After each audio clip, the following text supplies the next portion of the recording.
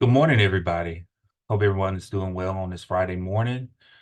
Today's topic I'm going to be talking with you guys about is supporting neurodiverse students in higher education. And it's a hot trending topic right now as more neurodiverse students are entering higher education.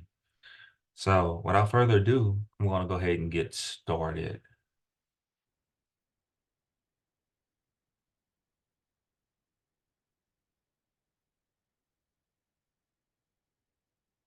All right, today's agenda, what is academic ableism? I'm gonna do a short introduction to neurodiversity, how we can support our neurodiverse students, and how can faculty and staffs support students with the Disability Resource Center and CANS, and then finally we'll have some questions.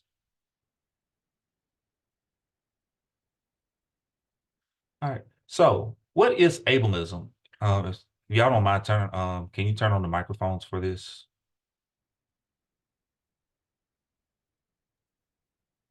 Unfortunately, microphones are muted, so we would request that you post it in the chat. Okay, so I am typing this question in the chat.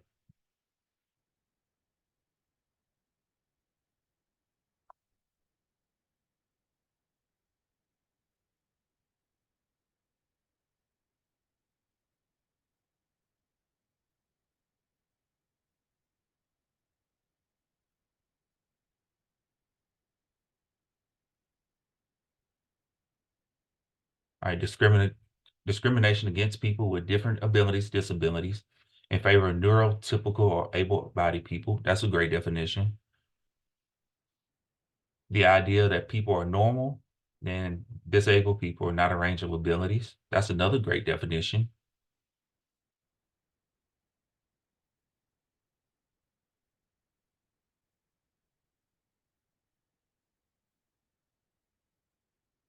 See if anybody else. Only seeing the world from your own able-bodied view. That is a very good short definition. So ableism is the systematic oppression of people with disabilities, akin to racism, sexism, or other oppression of people based on identities. Occurs individually, in or against groups and communities, and in structures, systems, and institutions. It also includes microaggressions, attitudes, and biases, access barriers, and inequality. As far as academic ableism, is systematic oppression and exclusion of disabled students, faculty, and scholars from academic spaces. So basically what we're going to do is I'm going to talk to you guys about how to help how to help your neurodiverse students in your populations, in your classrooms. Um, Steep steps, academia is inherently and ironically ableist and exclusionary. As you can see in the picture that I have, that we start off at nursery school and we always go up through high school, university. So higher education is a quest for excellence.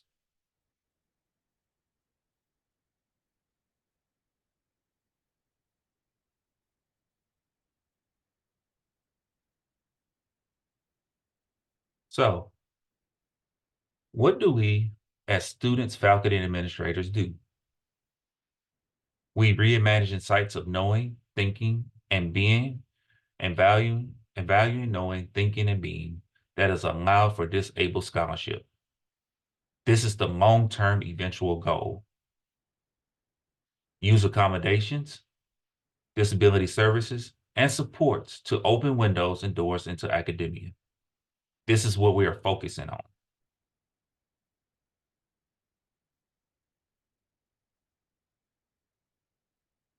So with that, there's some examples of attitudinal, physical, documentation, disclosure, sensory accommodations, and flexibility barriers that students have. As far as attitudinal is concerned, inferiority, feeling like they're a second-class citizen, um, feeling that pity, having that feeling sorry for yourself. They always feeling sorry for themselves. They don't want people to include them in anything. They just want to be in the mode part. They want to be in their own mode part or anything like that. And the hero worship. People who have a disability and living independently are considered special. As far as physical, steps and curbs that block a person with mobility impairment from entering a building or using a sidewalk. So another example would be mammographic equipment that requires a woman with mobility impairment to stand. In the absence of a weight scale that accommodate wheelchairs or others who have difficulty standing up. The main thing when it comes to documentation and disclosure, embarrassment, shame, negative experiences with peers or faculty do not have the proper documentation or are unwilling to get the documentation. This is the issue that we have in higher ed. We have students who don't want that label from being in K-12. So once they get to higher ed, they think, okay, I'm fine. I don't need that label anymore. I don't need the accommodations. I don't need this. I don't need that. So a lot of it comes from they don't want the documentation. They don't want that label once they get to higher ed. As far as sensory is concerned, autism spectrum disorder, blindness and low vision, deafness, loss of hearing, sensory processing disorder.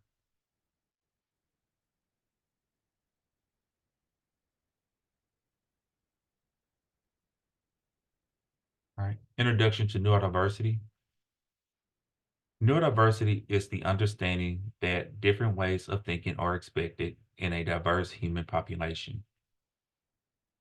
Neurodiversity is built upon the social model of disability and the disability rights movement. Neurodiversity is for everyone. We all are neurodiverse. We may not realize it, but we are. There are different things that even us as faculty and staff and students, we're all neurodiverse in different ways.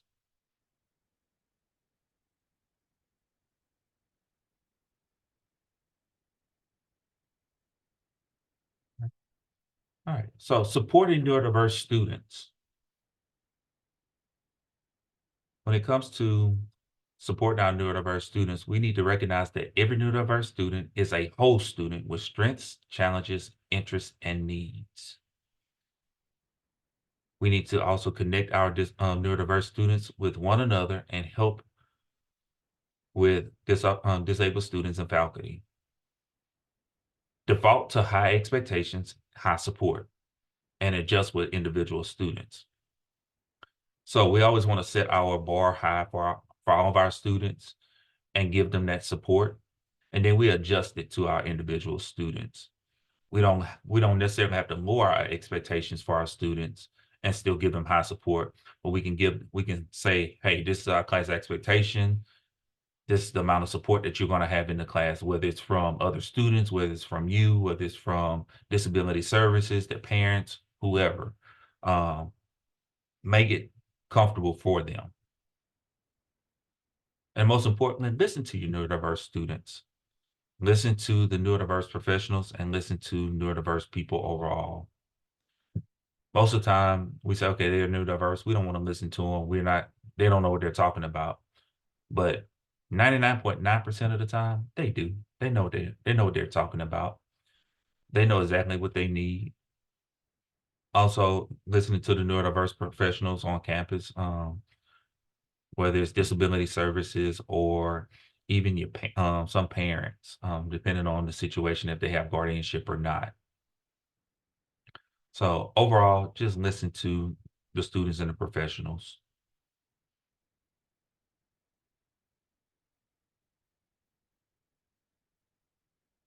The main thing with that, with listening is they're being self-advocates. So they're believing that they deserve it. And most of the time they shamelessly ask for what they want. They practice positive self-talk. They track their accomplishments. They ask for help when they need it. And they stand up for themselves and they are highly visible.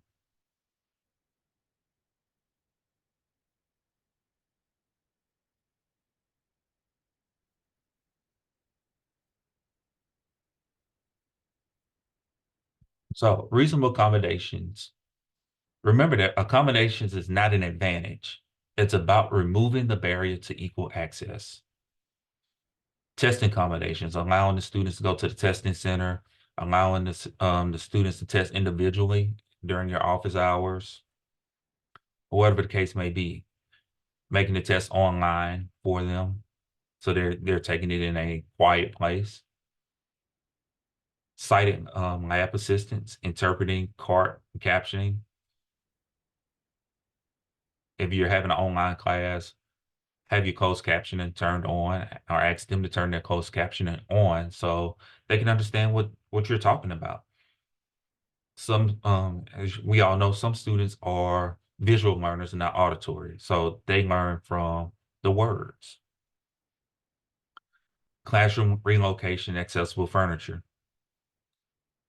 If a student wants to take your class and can't get to a classroom, consider relocating your classroom so that student can take your class.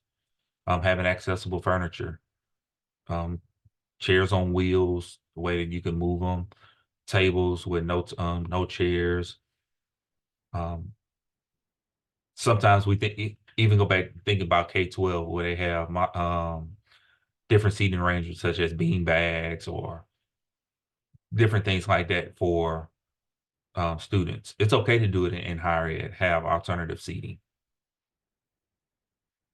Alternative text formats such as audio and braille. If your class has a book that you can do via audio, where they can listen to the book via audio, that's another great thing, as well as braille. Peer note taking, having peers in the classroom take notes, or having somebody from disability services come in and take the notes for you, for that student. Assistive technology, computers, cell phones, um, different software. Accessible transportation and housing, making sure that they can get to the campus, um, whether it's via public transportation, asking, even though we're in higher ed, asking the local school district to help with transportation for a student, um, or even the private sector, as well as housing. If you're on a big campus, making sure that those students, neurodiverse students, if they're housing, making sure they're on a low floor, making sure that they have access to the restrooms if they're not one in the room, that kind of thing, as well as attendance and deadline flexibility. Understanding that your students may not be in class all the time because of their illness or their disability, and deadline flexibility, extending the deadline to a reasonable date to make sure that the students can be successful. It may take an extra week or so for a student to get the same 500-word assignment in than it takes a non-neurodiverse student. So, and one of the things that we actually do here in our program here in LifePath is we actually do deadline flexibility with all of our students. So it helps us to make sure that all of our students are taken care of. So academic success is the most important thing.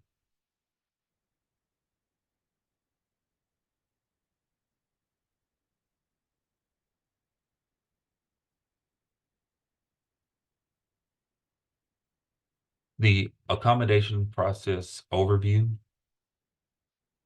must begin with the disclosure of the disability and request for accommodations. How to encourage your students.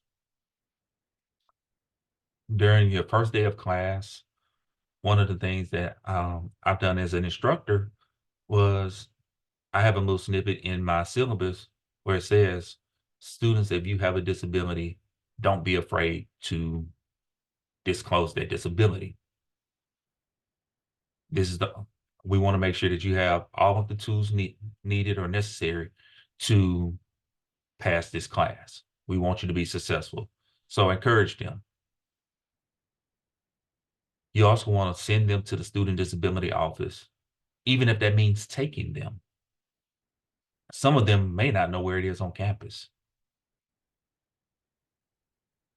We find that even on bigger campuses, that students don't know what a student disability office is. So as the professor, as the staff member, take them to their disability office, show them where it is. When it comes down to the letter of accommodation, make sure that they get it from a doctor or other health care professional. A lot of students think that they can just write a note saying that they have a disability and turn it into the disability office and they will get the accommodations that they need. No, we all know that it has to come from a licensed physician or healthcare professional. When it comes down to implementing the accommodations, if there are any issues or concerns with implementation, we may have to re-enter the interactive process. If it's determined that the accommodations must be amended or changed, a new letter of accommodation is created and a new accommodation is implemented. Prime example is if a student or instructor finds that accommodation is unreasonable or impossible to implement, the disability office, professor, and student will work collaboratively to find an alternative accommodation that fits the setting. So if, let's just say a student is taking a welding class and they're in a wheelchair, but all of the tables are so high that they cannot be adjusted. So that's an accommodation that's impossible to implement, having a lower table. So the student, the disability office, and the professor will work collaboratively to find an alternative accommodation that fits the setting. Another one could be that the school has a second floor and the elevator is not working. You may have to move your class or make provisions for that student to get to the second floor or something like that.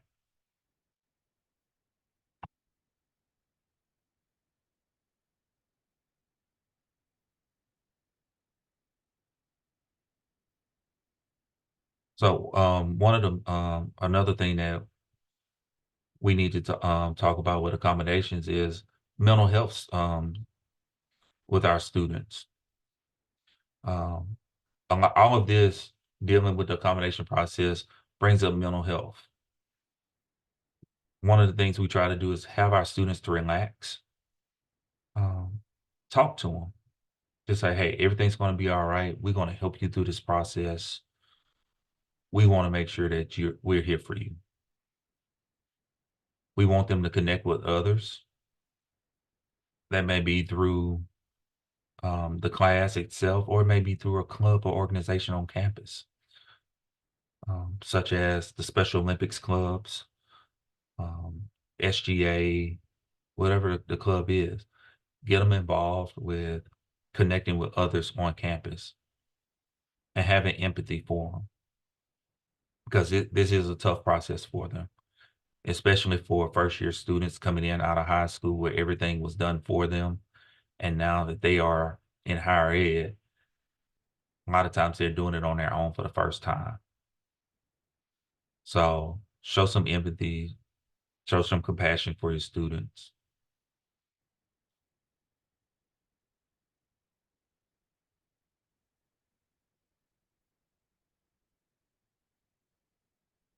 All right, some key points. All disabled students, faculty, and staff deal with academic ableism. It has been brought into higher education. As we reimagine more inclusive education and knowledge production, we must also support that the students, faculty, and staff who are already here. And supporting neurodiverse students begins and ends with listening to that student and the neurodiverse communities.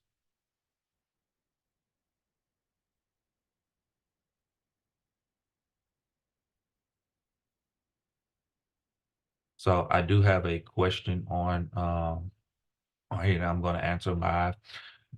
Can I explain more about flexible due dates with large online classes? I haven't found a way to do this that is successful. So what I would do if in a large online class is have a hard date of 1 to 2 weeks after the original due date for those neurodiverse students. If it's due on Wednesday, say, hey, next Wednesday is your hard deadline for submitting the work. Or if it's a 2 week cushion that the university gives, say 2 weeks from this day, hard date, your assignment is due.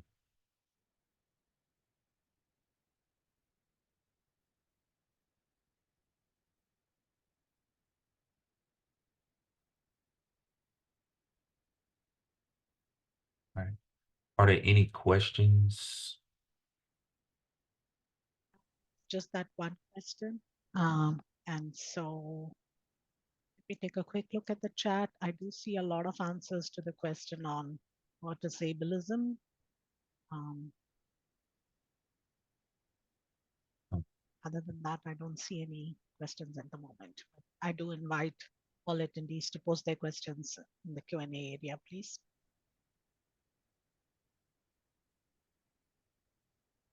another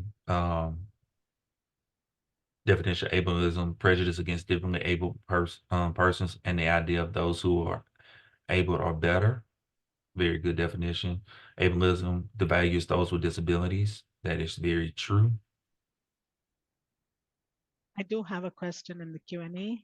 Shireen would like to know how are handling the aftermath of SB 17. I guess how are you handling the aftermath of SB 17? So as far as bills, school bill 17, our department pretty much, we give all of our students accommodations from day one. We make sure that all of our students have what they need from the start. And I just want to stop sharing.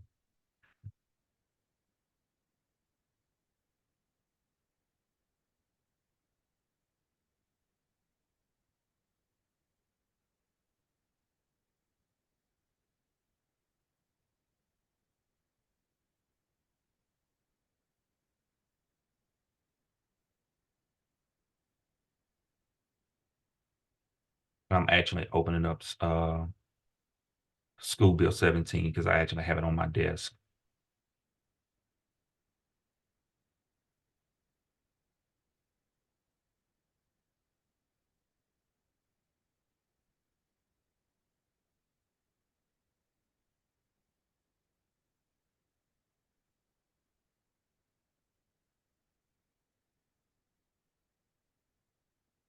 So one of the things that it's in, provide preferential consideration to a student enrolled at an institution, an employee or contractor of the institution, or applicant for admission or employment. Um, with diversity, equity, and inclusion offices being prohibited, making sure that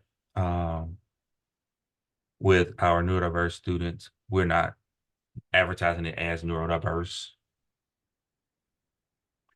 Disability services was not affected at all with School Bill 17 at all. Only was affected was the diversity, equity, and inclusion offices. So one of the things, yes, we did have to shift some language with disability services and DEI as well, just like everybody else in the state of Texas. There is Uh, another question that's come up. Matthew says that I'm an instructor. What techniques would you recommend for normalizing neurodiversity and differently abled people in the classroom community? so what techniques would I recommend for normalizing neurodiversity and different able-bodied people in my classroom?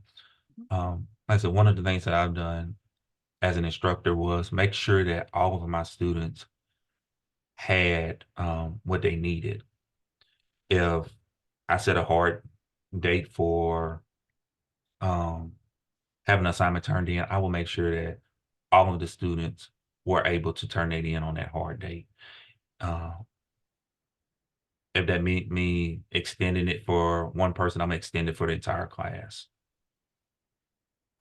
Just to make sure that they have the time, make sure that they're all successful. Yeah, they're in college, but still they have life things as well, even without able-bodied people. So just making it to where they all can have it, because our main thing, like I said, is our students want to be successful.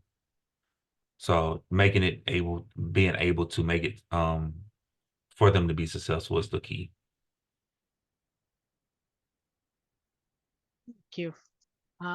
We have another question which says, how would you recommend a professor handle a neurodiverse student who over contributes to the point it is disruptive to the class? So how to handle a neurodiverse student who over contributes. One of the things we've done, we've actually limited questions from that student. We've had them write their questions down or email it to the instructor for the student to get that answer. We'll actually meet with that student after class and say, "Hey, you're being we enjoy your enthusiasm, but you're over contributed. You're not letting anybody else answer. You're over talking. You're overstepping your boundaries a little bit."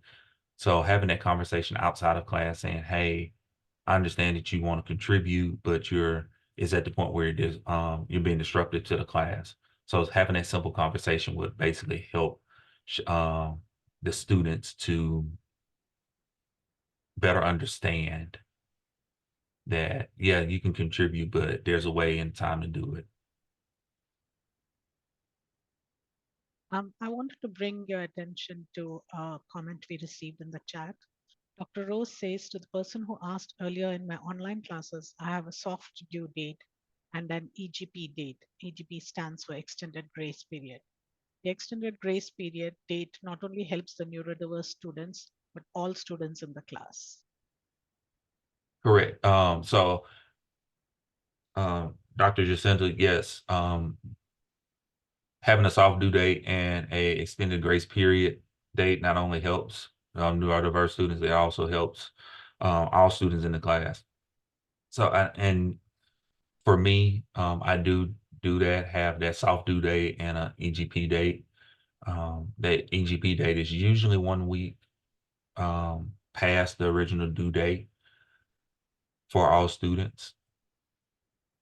So yes, and it can be up to the instructor. It's definitely up to the instructor for an extended grace period date. Most, like I say, 1 week, sometimes 2 weeks, depending on the type of assignment, it will be great.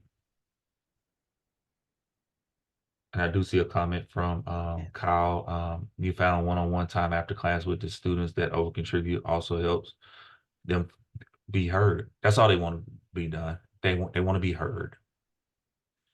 So giving them that opportunity to speak during class and then having that opportunity to speak outside of class really helps the students to better understand, hey, this is the expectation that I have as an instructor in the class.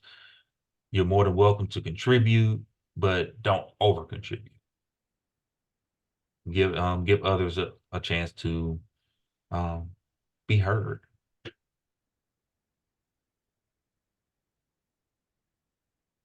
thank you.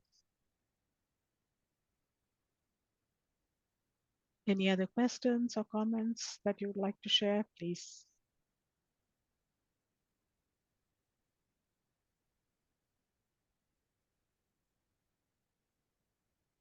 And if there's anything that you want to add on, please add it on to the chat or Wendy? to the question and answer. We have a few minutes, and that's what I want to make sure that everyone has the opportunity to say something.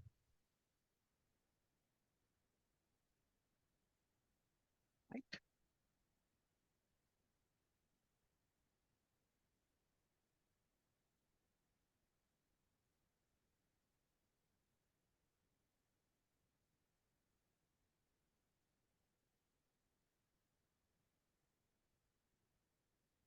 Would you like to share some more information or details about what you have seen that has changed or post COVID or just in general with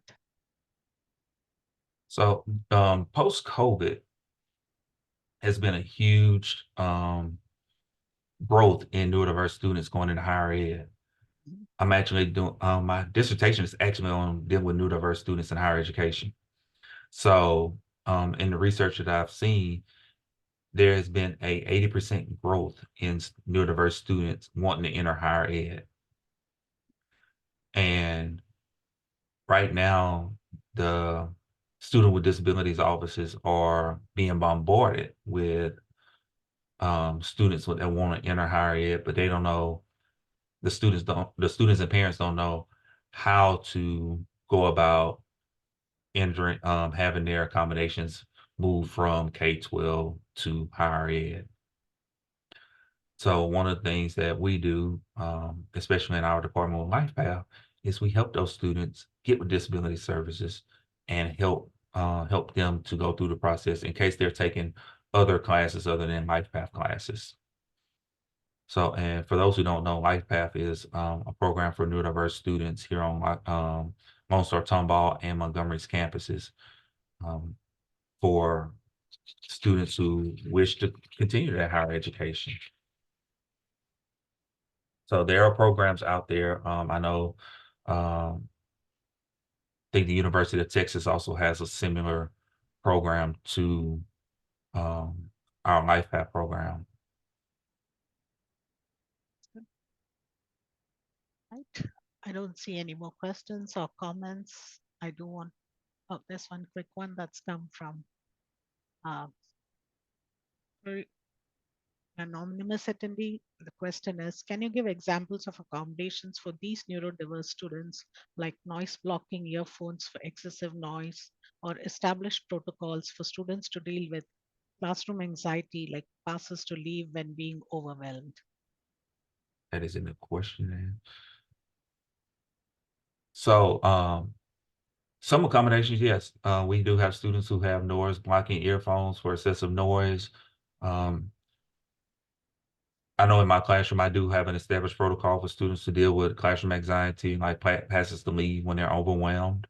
Um, one of the things that I do tell my students, if you get overwhelmed, yes, leave out, go get you some water, take a couple minutes, and then come back. Um, we do have students that have the noise blocking earphones for excessive noise. So when I know that we're gonna be making a lot of noise in the classroom when we're moving around, because my classroom, we just don't sit around. We get up, we do things, we do activities during class.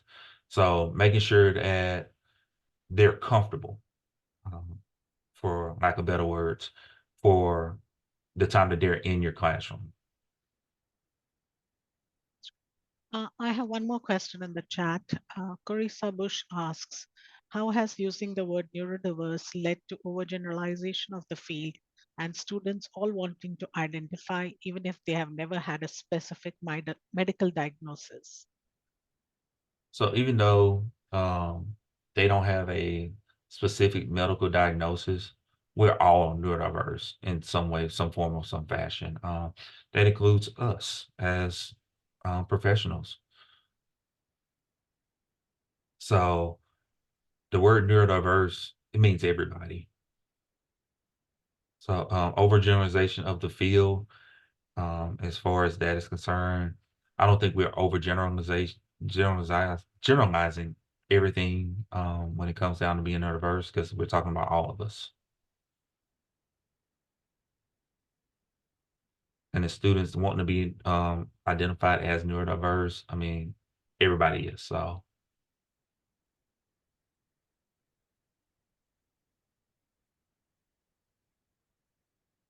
right, and yes, keep in mind that not all students are able to get a diagnosis from a doctor. Somebody did mention I've had many students with anxiety who need to step out. I talk with them at the start of the semester and handle it much like Jerome discussed. They're welcome to just step out, take a minute, and come back in. The other students rarely notice this as an issue. Right. Yeah. So when you're doing your lessons in your classrooms, you have students that have anxiety, tell them to step out. They're not gonna bother you, they're not gonna bother the class, anything like that. They just simply get up, go outside the door, come back. Um, and I know with this day and age, everybody's classroom doors are locked because of safety, Yes. but finding a way to maybe ask them not to close it all the way while they step outside the door for a few minutes, while they're standing out there or something like that, where they're not knocking to come back in. Um, that's another thing that you can consider. Or just simply ask them, hey, when you go out, don't close it all the way. Just kind of hold the door to make sure that it doesn't close, where you can go outside and get a minute and come back. Kyle Schenner, in her response to Carissa, makes a very valid point. She says not all students are able to get a diagnosis. Doctors are expensive. Right. Doctors are very expensive, especially if you don't have insurance. But there are also different ways that students can get a diagnosis from a doctor without having to pay. Um, finding a there are resources on different campuses. May have a health center where the students are paying for health services on campus, where they get to see a doctor on campus, or being referred out from the actual university. A lot of universities have resources outside where they can refer them. So just check into those things as well.